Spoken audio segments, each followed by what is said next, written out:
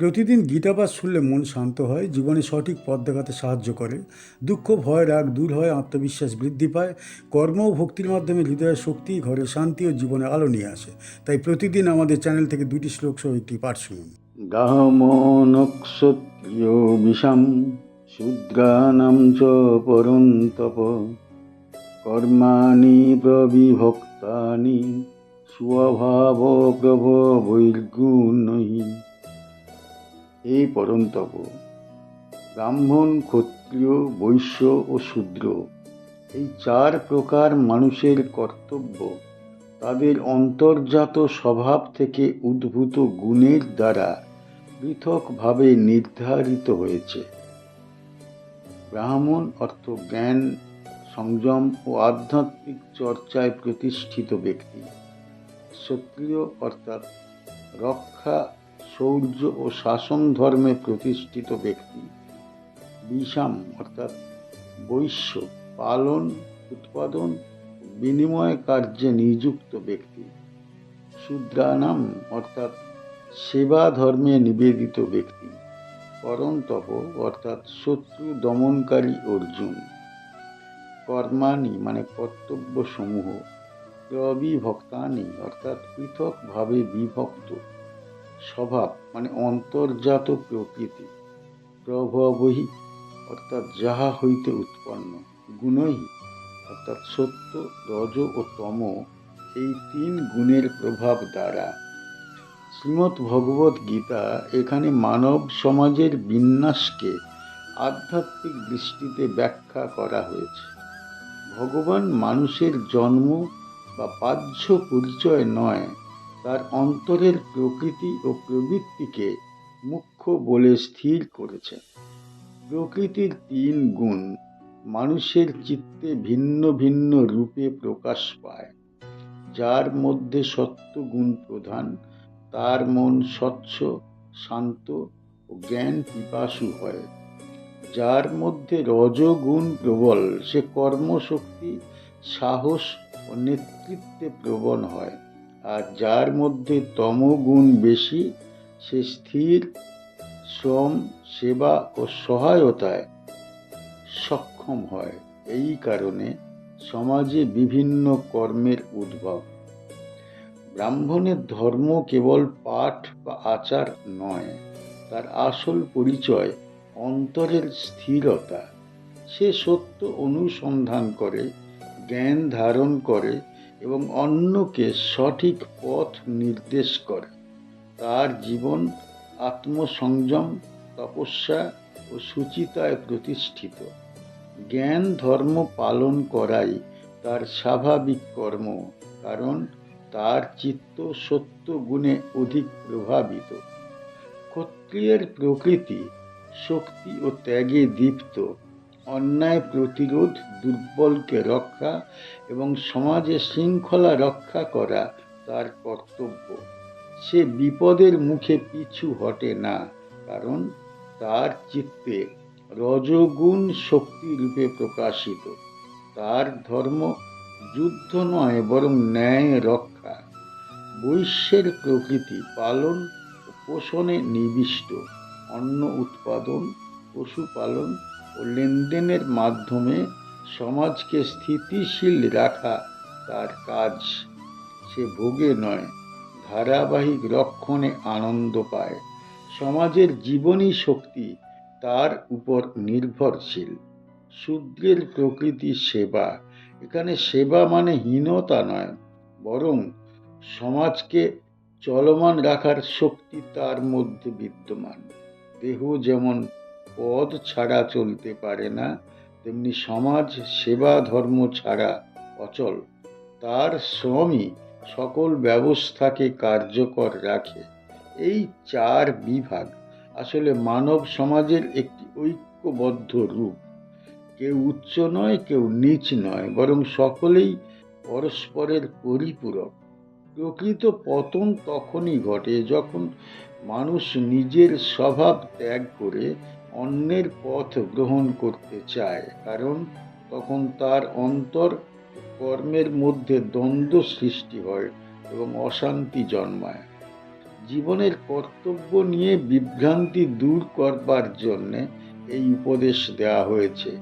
মানুষ প্রায়ই মনে করে অন্যের পথ গ্রহণ করলে সে উন্নত হবে, কিন্তু প্রকৃতি ভিন্ন হওয়ায় সেই অনুকরণ দীর্ঘস্থায়ী হয় না। তাই স্বভাবজাত কর্মই প্রকৃত সাধনা বলে এখানে বোঝানো হয়েছে। স্বধর্মে অধিষ্ঠিত থাকাই আত্মিক অগ্রগতির পথ। আমরা এই শ্লোক থেকে কি শিখতে পারি? এই শ্লোক শেখায় মানুষের মর্যাদা তার অন্তরের গুণে, জন্মে নয়। নিজের প্রকৃতি বুঝে কর্তব্য পালন করা প্রয়োজন। অন্যের কর্ম গ্রহণ করলে বাহ্য সাফল্য এলেও অন্তরে শান্তি আসে না। নিজের ধর্মে স্থিত থাকলে কর্মই উপাসনা হয়ে ওঠে। সমাজে প্রতিটি কর্ম সমানভাবে গুরুত্বপূর্ণ। জ্ঞান, রক্ষা, পালন এবং সেবা সবই ঈশ্বর নির্ধারিত ব্যবস্থার অংশ। তাই অহংকার বা হীন ভাব পরিত্যাগ করা উচিত। প্রত্যেকে নিজের কর্তব্য নিষ্ঠাভাবে পালন করলে সমাজে সাম্য ও ব্যক্তি জীবনে শান্তি প্রতিষ্ঠিত হয় এবং সেই পথেই পরম কল্যাণ ঘটে। সমদমস্তপঃ শৌচম শান্তিরার্জবমেব চ জ্ঞানম বিজ্ঞানমাস্তিক্যম ব্রহ্ম কর্ম স্বভাবজম।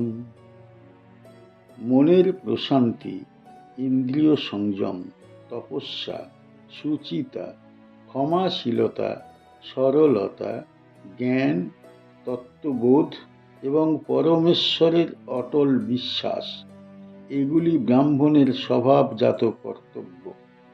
সম মানে অন্তরের শান্তি ও চিত্ত সংযম। দম মানে বাহ্য ইন্দ্রিয় নিয়ন্ত্রণ। তপ মানে আত্মশুদ্ধির জন্য সহিষ্ণু সাধনা। শৌচ মানে বাহ্য ও আভ্যন্তরীণ পবিত্রতা। শান্তি মানে ক্ষমা এবং সহনশীলতা।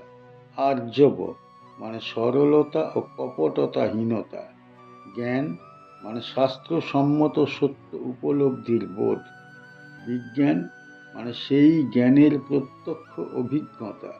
আস্তিকীয় মানে পরমাত্মায় দৃঢ় বিশ্বাস। ব্রহ্মকর্ম মানে ব্রাহ্মণের ধর্মীয় কর্তব্য। স্বভাবজম মানে স্বভাব থেকে উৎপন্ন। শ্রীমদ্ ভগবদ্ গীতা এই শ্লোকে ব্রাহ্মণত্বের প্রকৃত স্বরূপ ব্যাখ্যা করা হয়েছে। এখানে ব্রাহ্মণ শব্দটি কোনো জন্মগত পরিচয় নয়, বরং চিত্তের পরিশুদ্ধ অবস্থাকে নির্দেশ করে। মানুষের মধ্যে সত্যগুণ প্রবল হলে তার চরিত্রে স্বতঃস্ফূর্তভাবে কিছু গুণ প্রকাশ পায়, আর সেই গুণগুলি এখানে ব্রহ্মকর্ম নামে পরিচিত। সম মানুষের অন্তরের মূল সাধনা। মন সবসময় বিষয়ের দিকে ছুটতে চায়। চিন্তা, স্মৃতি, আশা ও ভয়ের টানে তা অস্থির থাকে। যখন মানুষ ঈশ্বর চিন্তা ও আত্মবোধে মনকে স্থির রাখে, তখন সম জন্মায়। সম না থাকলে অন্য কোনো সাধনাই স্থায়ী হয় না। তাই সম আত্মিক জীবনের ভিত্তি। দম সমের বাহ্য রূপ। চোখ, কান, জিহ্বা, ত্বক ও নাসা এই ইন্দ্রিয়গুলি অবিরত বিষয় গ্রহণে ব্যস্ত থাকে। ইন্দ্রিয় সংযত না হলে মনও শান্ত থাকে না। দম মানে জোর করে দমন করা নয়, বরং উচ্চতর আনন্দ উপলব্ধি করে নিম্নতর আকর্ষণ স্বাভাবিকভাবে ক্ষীণ করা। এই অবস্থায় মানুষ ভোগের অধীন থাকে না। তপস্যা মানুষের শক্তিকে পবিত্র করে। সুখে উল্লাস ও দুঃখে ভগ্ন না হয়ে সমভাব ধারণ করাই প্রকৃত তপঃ। দেহ, বাক্য ও মনকে শুদ্ধ রাখার নিয়মিত অনুশীলনী তপস্যা। এতে অহংকার ক্ষীণ হয় এবং অন্তর দীপ্ত হয়। শৌচ কেবল বাহ্য পরিচ্ছন্নতা নয়, চিত্তের পবিত্রতা। হিংসা, ঈর্ষা, লোভ ও দ্বেষ অন্তরকে কলুষিত করে। সেগুলি দূর হলে শৌচ প্রতিষ্ঠিত হয়। বাহ্য শুচিতা আচরণের সৌন্দর্য আনে, আর অন্তরের শুচিতা আত্মাকে উজ্জ্বল করে। শান্তি মানুষের মহৎ গুণ। অন্যায় আচরণে ও ক্রোধে উত্তেজিত না হয়ে স্থির থাকা উচ্চ আত্মশক্তির লক্ষণ। ক্ষমা দুর্বলতার চিহ্ন নয়, এটি অহংকার ভঙ্গের ফল। যার অন্তর প্রশস্ত, সে প্রতিশোধে আনন্দ পায় না, বরং দয়া অনুভব করে। আর্জব মানে অন্তর বাহির এক থাকা এবং রাখা। মানুষ যখন কপটতা ত্যাগ করে সরলভাবে জীবন যাপন করে, তখন তার মন ও বাক্য সমান হয়। এই স্বচ্ছতা অন্যের মনে বিশ্বাস জন্মায় এবং নিজের অন্তরেও ভার মুক্তি আনে। জ্ঞান মানুষের বোধকে আলোকিত করে। শাস্ত্র পাঠে সত্য জানা যায়, কিন্তু তা কেবল ধারণা মাত্র। বিজ্ঞান তখনই হয় যখন সেই সত্য নিজের চেতনায়, অভিজ্ঞতায় পরিণত হয়। যেমন আগুনের উষ্ণতা পড়ে জানা যায়, জ্ঞান স্পর্শে অনুভব করা যায়, তা বিজ্ঞান। আধ্যাত্মিক জীবনে এই উপলব্ধি মুখ্য। আস্তিক্য সমস্ত গুণের ভিত্তি। ঈশ্বরের উপস্থিতিতে বিশ্বাস না থাকলে সাধনা স্থায়ী হয় না। বিশ্বাস মানুষের চিত্তকে স্থির রাখে এবং সংকটে তাকে ভগ্ন হতে দেয় না। এই বিশ্বাস ভয় দূর করে এবং অন্তরে নির্ভরতা আনে। এই সব গুণ মিলেই ব্রাহ্মণের স্বভাবজাত কর্ম। এখানে কর্ম মানে বাহ্য জীবিকা নয়, বরং চরিত্রের প্রকাশ। যে ব্যক্তি এই গুণ ধারণ করে, সে স্বভাবতই জ্ঞান প্রদীপ হয়ে ওঠে এবং তার সান্নিধ্যে অন্যের চিত্ত শান্ত হয়। মানুষ প্রায়শই জন্ম, বংশ এবং বাহ্য আচরণকে পরিচয়ের মাপকাঠি বলে মনে করে, কিন্তু আধ্যাত্মিক দৃষ্টিতে গুণই প্রকৃত পরিচয়। এই উপদেশ সেই ভ্রান্তি দূর করে বোঝায় যে ব্রাহ্মণত্ব অর্জনীয় অবস্থা। অন্তর পরিশুদ্ধ হলে মানুষ স্বয়ং ব্রাহ্মণ স্বরূপ হয়। এই শিক্ষা সমাজকে বাহ্য বিভাজন থেকে অন্তরের সাধনার পথে পরিচালিত করে। আমরা এই শ্লোক থেকে কি শিখতে পারি? এই শ্লোক শেখায় চরিত্র গঠনই মানব জীবনের প্রধান সাধনা। মন শান্ত রাখা, ইন্দ্রিয় নিয়ন্ত্রণ করা এবং সত্যে প্রতিষ্ঠিত থাকা অত্যন্ত প্রয়োজন। কেবল পাণ্ডিত্য নয়, জীবনকে শুদ্ধ রাখা দরকার। ক্ষমা, সরলতা এবং পবিত্রতা গ্রহণ করলে হৃদয় প্রসন্ন হয় এবং সম্পর্ক নির্মল হয়। জ্ঞানকে আচরণে পরিণত করতে হবে, নইলে তা অহংকার বাড়ায়। ঈশ্বরে দৃঢ় বিশ্বাস রাখলে বিপদেও স্থির থাকা যায়। এই গুণগুলি ধারণ করলে কর্ম উপাসনায় রূপান্তরিত হয় এবং মানুষ ধীরে ধীরে আত্মিক মুক্তির পথে অগ্রসর হয়। এইভাবেই জীবন পবিত্র ও কল্যাণময় হয়ে ওঠে। গীতা পাঠ কেমন হয়েছে, ব্যাখ্যা কেমন হয়েছে, আপনার কেমন লেগেছে কমেন্ট বক্সে অবশ্যই জানাবেন, এবং প্রতিনিয়ত গীতা পাঠ শোনার জন্য চ্যানেলটা অবশ্যই সাবস্ক্রাইব করে রাখুন। দেখা হচ্ছে